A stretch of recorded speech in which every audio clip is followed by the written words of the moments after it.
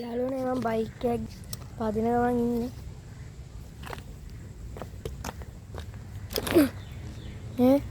මේක ස්පීඩ් වැඩි යාළුවනේ. අලුත් බෑඩ් නිවුස් එකක් තියෙනවා. ඒක මාස 5ක් ඇතුළත මොනිටයිසේෂන් ඔන් කරන්න වොච් හවර්ස් 4000යි සබ්ස්ක්‍රයිබර්ස් 1000යි පන්නතොත් නැත්නම් ඒ මාස 5න් පස්සේ ඩබල් වෙනවා කියලා YouTube නීතියක් තියෙනවා.